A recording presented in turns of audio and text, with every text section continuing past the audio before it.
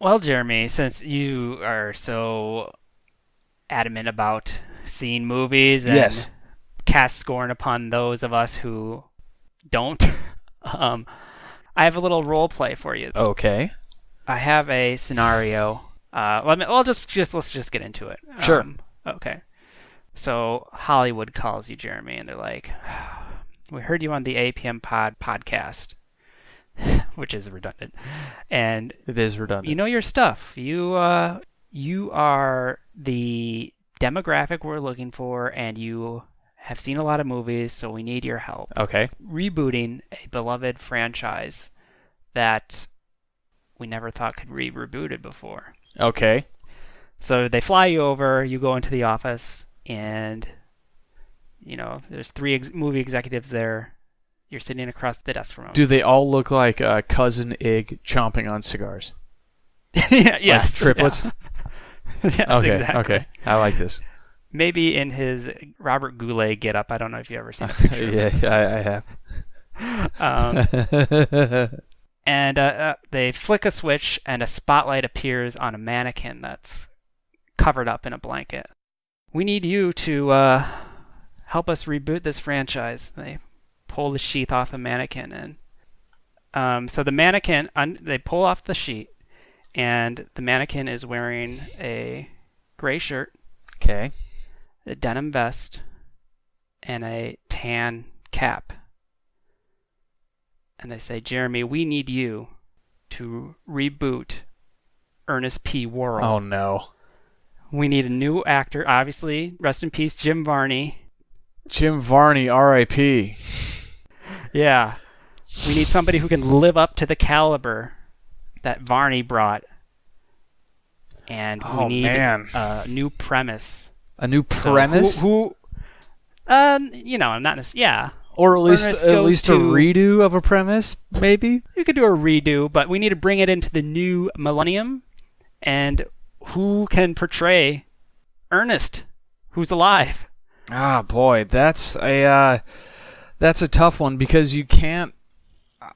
I mean, like, part of me wants to say Steve Martin, Okay. but he would never do it. You can't go Seth Rogen or Zach Galifianakis or anything like that because or Jack Black because they're too famous and too good looking and too well known. I'm going to throw a curveball at. I got it. I'm going to throw a curveball at you, but it's going to make perfect sense. hmm Your new Ernest P. Worrell is Nicolas Cage. And I am not even saying that to be smart. I 100% mean that because Nick Cage can do anything. Okay. Okay, so you have him go full method acting, and he loses like 40 pounds, so he's kind of like gaunt and gangly like Yes. Ernest P. Worrell. Mhm. He can wear all the thing and everything, but here's your elevator pitch. He's not the same Ernest because you can't be the same Ernest. Right. He's I mean, you can't touch. you can't do it. It's like trying to. Well, I mean, you saw what happened when they redid The Shining. It was They redid The Shining. so Stephen King was. Side note, Stephen King was never happy with the Stanley Kubrick version because Really? it deviates from the book pretty hard towards the end. Oh, okay. Basically, the book is he's a decent man possessed by a demon, whereas Jack Nicholson is a bad person that gets worse.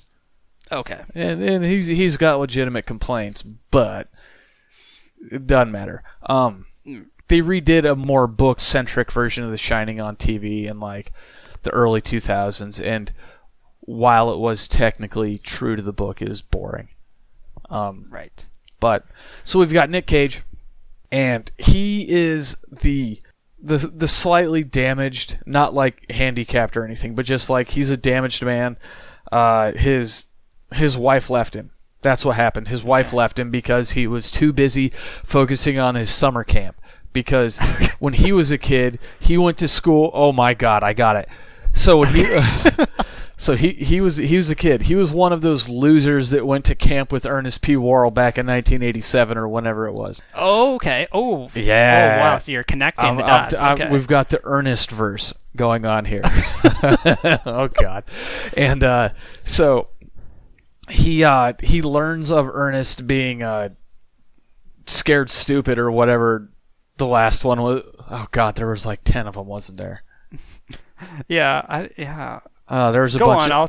Okay, anyway, Yeah. you look up that. Ernest gets scared stupid, all right? And he just goes off into the upside down, or, the nether world or whatever. He's gone. Nick Cage is, he takes the role of Ernest. He legally changes his name to Ernest. Mm-hmm. And he gets the vest, and he gets the hat, and he gets all that jazz. Can maybe the hat was like left behind and it had a Bingo. curse on it or something? Or He finds the hat at Ernest's fresh grave. Okay. They bury the urn because his parent. I don't know. This is getting bleak. But Yeah, okay. he finds the hat. I don't know. We can figure that one out in post. But he finds the hat, and he thinks that he is Ernest, and he starts calling himself Ernest. And everyone at the camp is so just like, they're just so down that Ernest is gone and no one knows where he is. And that there's this kid whose parents died in a horrific boating accident or something. Nick Cage's parents. Mm-hmm. Okay. Yeah, they die. Boating accident, whatever, on the lake, whatever. It's whatever happened in Sleepaway Camp 1. His parents die in a boat. Okay, start over. I'm going all over the place because I'm excited here. Okay. Okay. Nick Cage, as a child in 1980, whatever, Yes. goes to camp where Ernest went to camp. That Yes. same year, Nick Cage's parents die in a boating accident, boating accident, we'll say. And Ernest takes young Nick Cage under his wing. 5 years later, Ernest gets scared stupid and is nowhere to be found. Yes. And this kind of shatters poor Nick Cage because he's lost his parents and he's also lost the man who was, a parent by proxy. Yes. Yeah. Okay. His father figure. His father figure, that's a better way to put it. And so with his world shattered, the only thing he can find that he has left is Ernest's hat. He vows to himself that he's going to do for some other children what Ernest did for him. To, just make him show that it's not all bad. You can beat those from across the lake or whatever happened in that movie. I don't really remember. Ernest Goes to Camp. And so he goes to the same camp and gets it up and running again, a la Friday the 13th. And all the kids come and they're like, "Oh, hey, we have to be on our phones," and he starts yelling to Vern, who is he's just screaming to someone named Vern who is not really there or never was there, but he gets the kids to put down their phones and enjoy the good life. Right. And they beat those across the lake in whatever games. I might be mixing this up with meatballs, but and he teaches the kids a thing or two about life, including little Billy, whose parents also died in a boating accident because they don't have good boating regulations on this lake. That's what happens. All right. All right. Because that's all the remakes are. It's the same movie, but you put someone as someone's kid, and then you're done. Right, and then you kind of do a nod to the old one. Yeah, and you put something form. about the kids being on their phones too much, and then you have a movie. Okay, so the last Ernest direct-to-video, Oh no. 1998. Oh no. Ernest in the Army. Oh Jesus. Before that was Ernest Goes to Africa. Okay. Wasn't it Ernest Goes to School or something like that? Yeah, Okay. that was 94. Slam Dunk Oh Ernest. Jesus, I don't remember any of these. All those were direct-to-video. Ugh. The last theatrical one was Ernest Rides Again. I don't remember that. There's 8 Ernest movies. Oh, God, there's like Because I remember 10 here. Jesus, I remember 3 of them. I remember Camp, Jail, and Stupid. Okay. I'm pretty sure I saw all those in theater. And then there's Saves Christmas. Oh, okay, I remember that one. I may have seen that one in theaters as well. Yeah.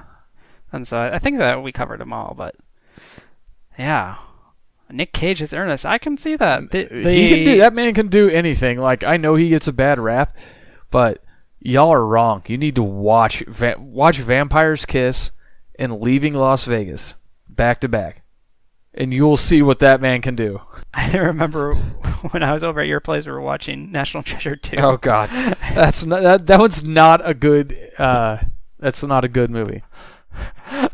You're talking about how like you were walking by the red box and you saw like Nick Cage in an admiral hat, and you're like, oh, Nick Cage needs money again. He's in a random movie. He's in a lot of those. I haven't watched like. I just like an admiral hat, and I could just no. It picture really him is. It's like called USS Indianapolis or something like that. It's like him on a boat, like an army boat of some sort. It really is unfortunate that he has such a penchant for like T-Rex skulls and weird crap like that, because Superman #1. Yeah. Oh yeah, he bought that, didn't he? Yeah. Or what Action Comics or whatever it is. Yeah. Because there he is in his admiral hat. Is it USS Indianapolis? Yeah. Okay. Oh.